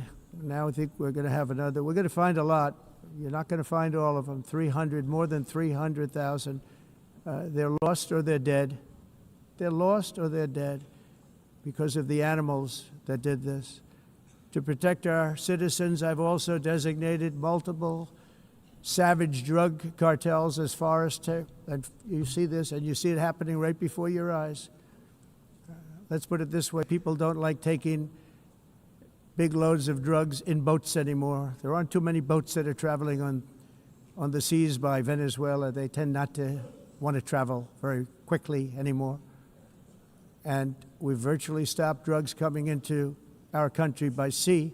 We call them the water drugs. They kill hundreds of thousands of people. I've also designated multiple savage drug cartels as far as foreign terrorist organizations, along with two bloodthirsty transnational gangs, probably the worst gangs anywhere in the world, MS-13 and Tren de Aragua.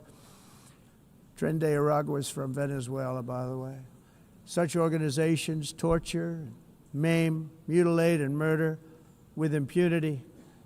They're the enemies of all humanity. And for this reason, we've recently begun using the supreme power of the United States military to destroy Venezuela terrorists and trafficking networks led by Nicolas Maduro.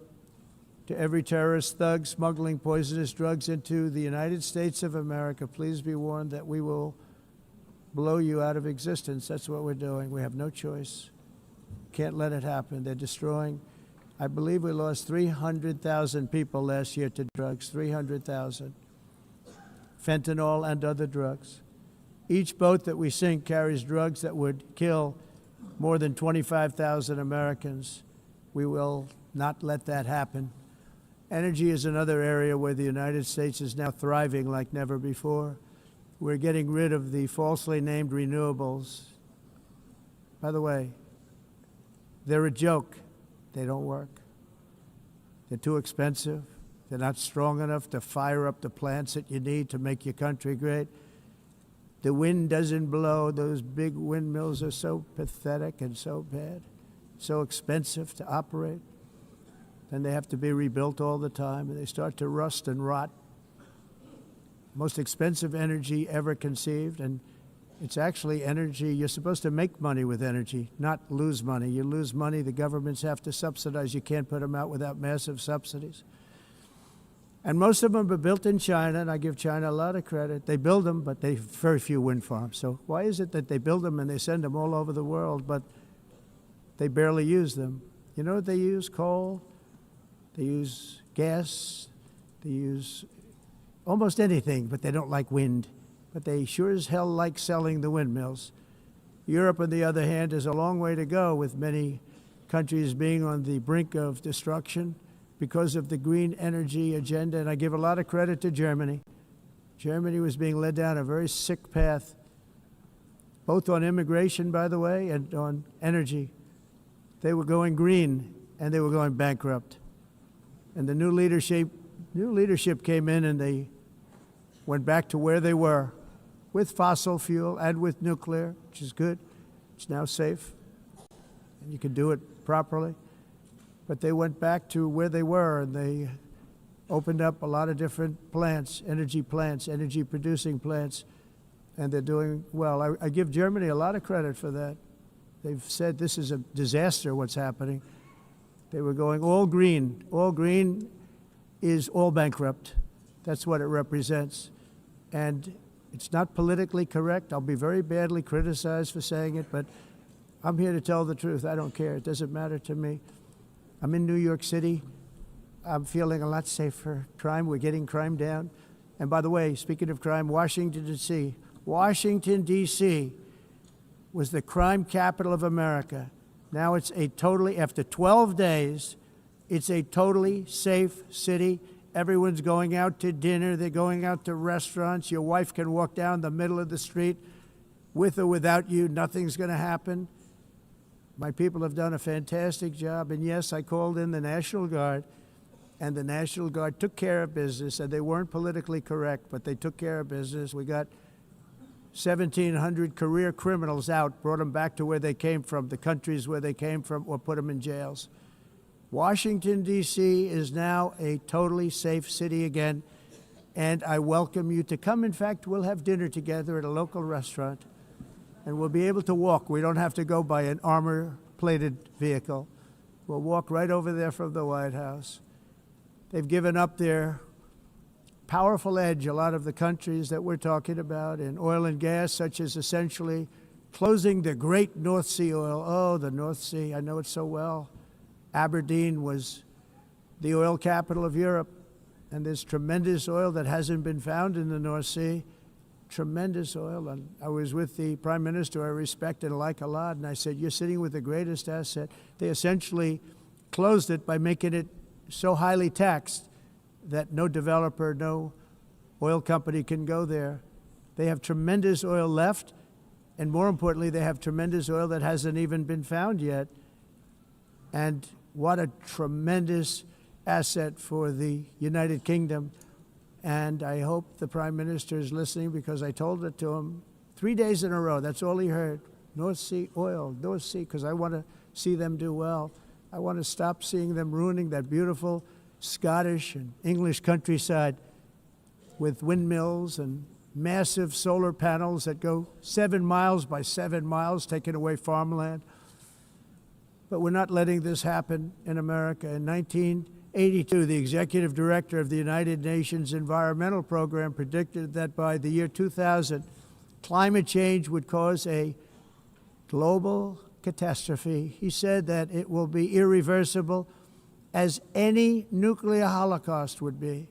This is what they said at the United Nations. What happened? Here we are. Another UN official stated in 1989 that within a decade, entire nations could be wiped off the map by global warming. Not happening. You know, it used to be global cooling. If you look back years ago in the 1920s and the 1930s, they said, global cooling will kill the world.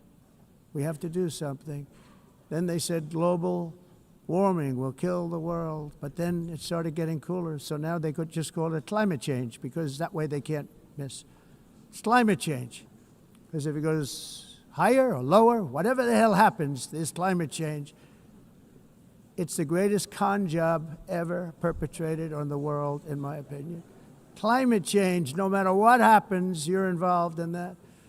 No more global warming, no more global cooling. All of these predictions made by the United Nations and many others, often for bad reasons, were wrong. They were made by stupid people that have cost their countries fortunes and given those same countries no chance for success. If you don't get away from this green scam, your country is going to fail. And I'm really good at predicting things, you know. They actually said during the campaign they had a hat, the best-selling hat. Trump was right about everything. And I don't say that in a braggadocious way, but it's true. I've been right about everything. And I'm telling you that if you don't get away from the green energy scam, your country is going to fail.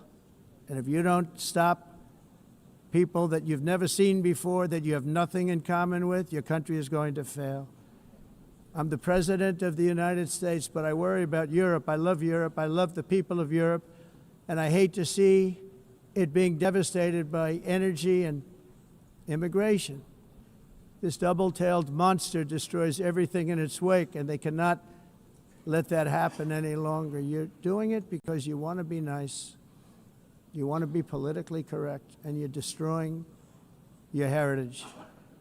They must take control strongly and immediately of the unmitigated immigration disaster and the fake energy catastrophe before it's too late. The carbon footprint is a hoax made up by people with evil intentions, and they're heading down a path of total destruction. You know, the carbon footprint was a big, big thing a few years ago. I remember hearing about the carbon footprint, and then President Obama would get into Air Force One, a massive Boeing 747, and not a new one, an old one with old engines that spew everything into the atmosphere. He'd talk about the carbon footprint, we must do so. Then he'd get in and he'd fly from Washington to Hawaii to play a round of golf.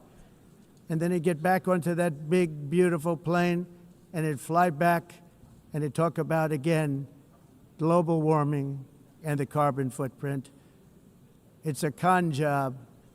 At extreme cost and expense, Europe reduced its own carbon footprint by 37%. Think of that. Congratulations, Europe. Great job.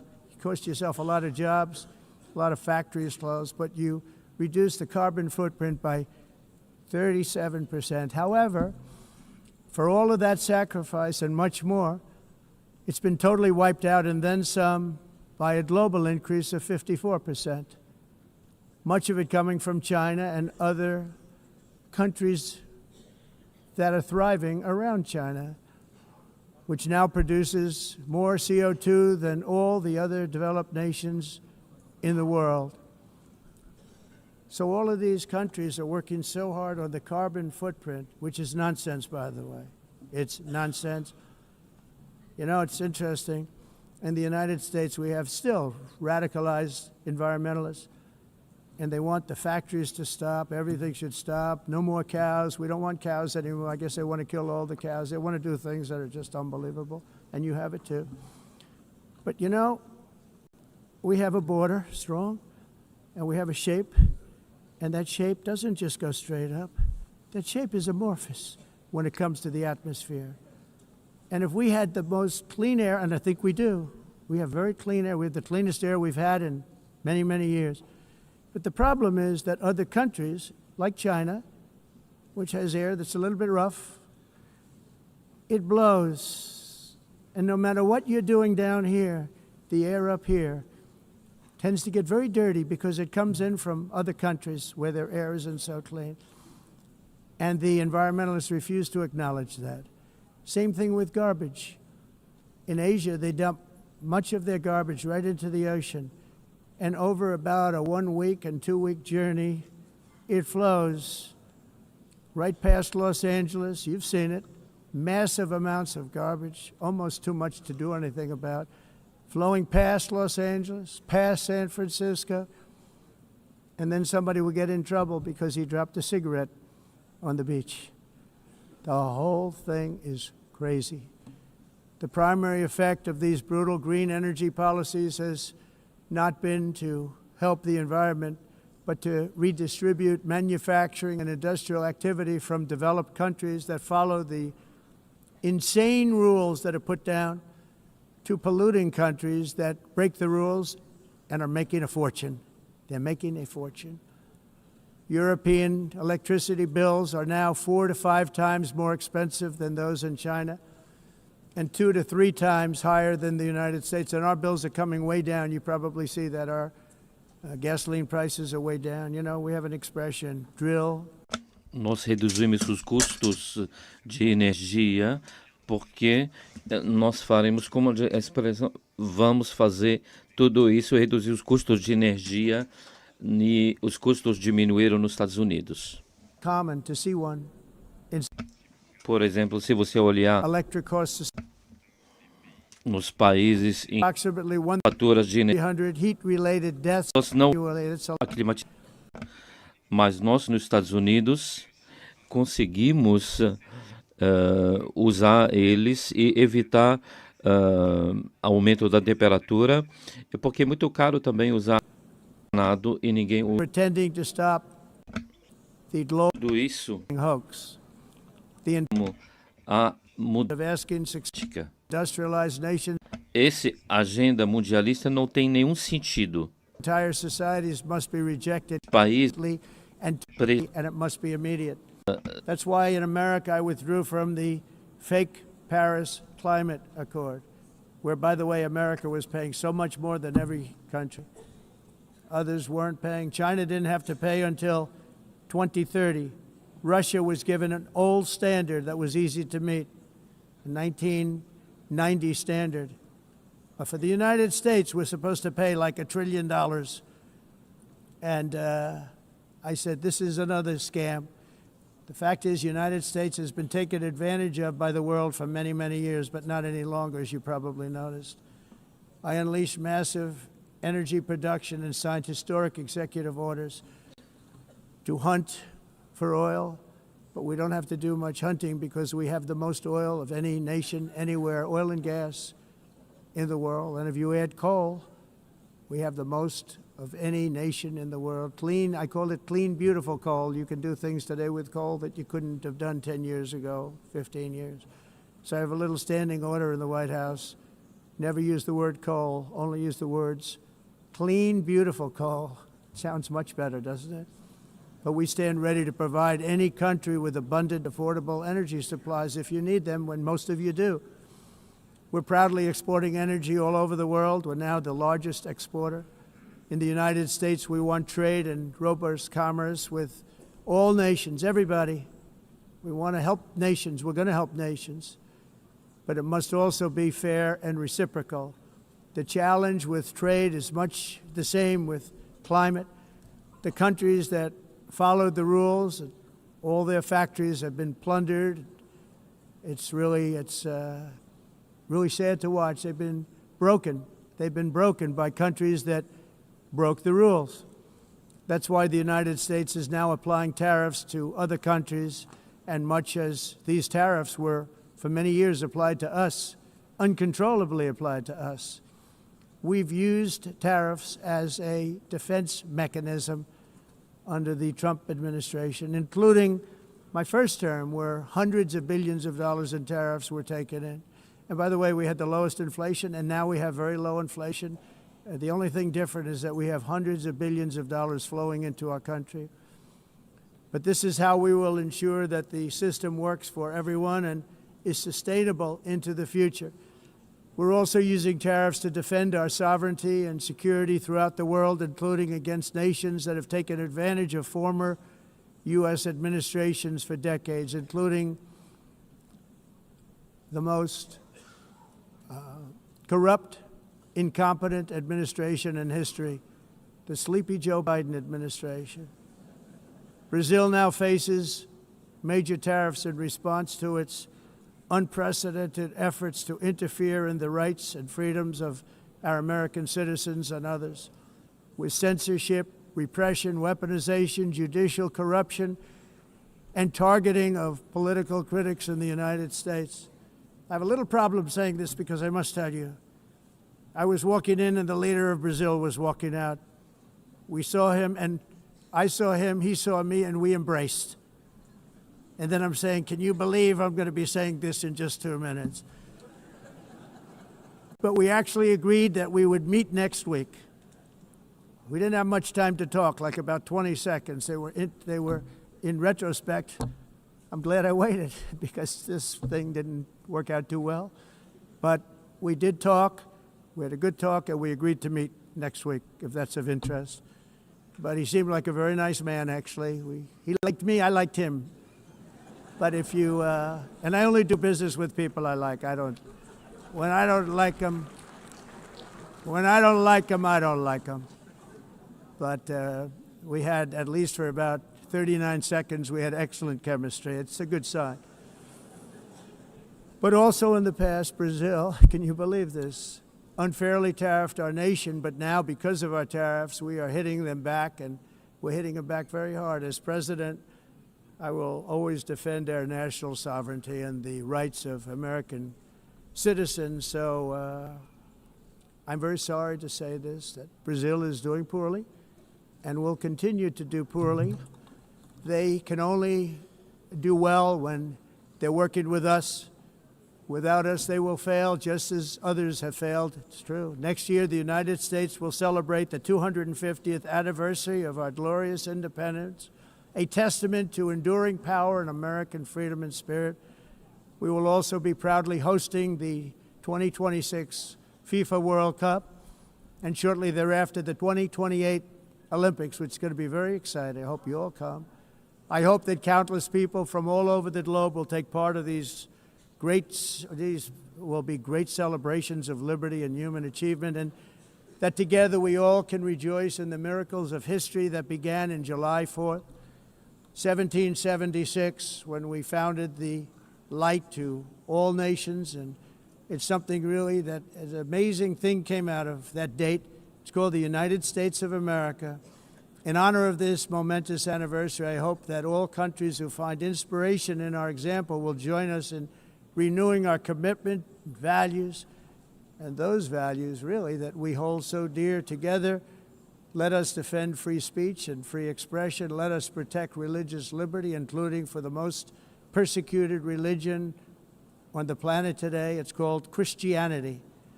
And let us safeguard our sovereignty and cherish qualities that have made each of our nations so special, incredible, and extraordinary. In closing, I just want to repeat that immigration and the high cost of so-called green renewable energy is destroying a large part of the free world and a large part of our planet. Countries that cherish freedom are fading fast because of their policies on these two subjects. You need strong borders and traditional energy sources if you are going to be great again. Whether you have come from north or south, east or west, near or far, every leader in this beautiful hall today represents a rich culture, a noble history, and a proud heritage that makes each nation majestic and unique, unlike anything else in human history or any other place on the face of the earth. From London to Lima, from Rome to Athens, from Paris to Seoul, from Cairo to Tokyo and Amsterdam to right here in New York City, we stand on the shoulders of the leaders and legends, generals and giants, heroes and titans who won and built our beloved nations, all of our nations, with their own courage, strength, spirit, and skill. Our ancestors climbed mountains, conquered oceans, crossed deserts, and trekked over wide open plains.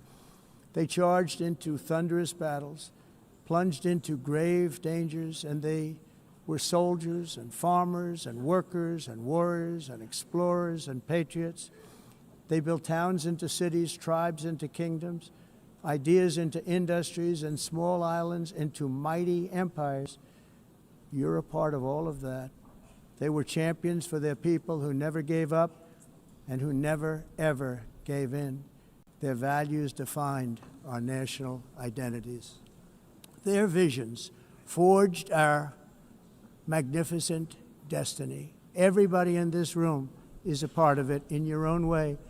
Each of us inherits the deeds and the myths, the triumphs, the legacies of our own heroes and founders who so bravely showed us the way. Our ancestors gave everything for homelands that they defended with pride, with sweat, with blood, with life, and with death. Now the righteous task of protecting the nations that they built belongs to each and every one of us.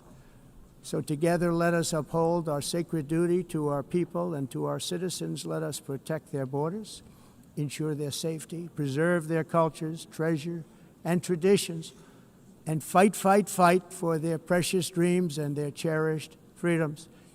And in friendship and really a beautiful vision, let us all work together to build a bright, beautiful planet, a planet that we all share, a planet of peace and a world that is richer, better, and more beautiful than ever before. That can happen. It will happen. It will happen, and I hope it can happen and start right now, right at this moment. We'll turn it around. We're going to make our countries better, safer, more beautiful. We're going to take care of our people. Thank you very much. It's been an honor. God bless the nations of the world. Thank you very much. Bye.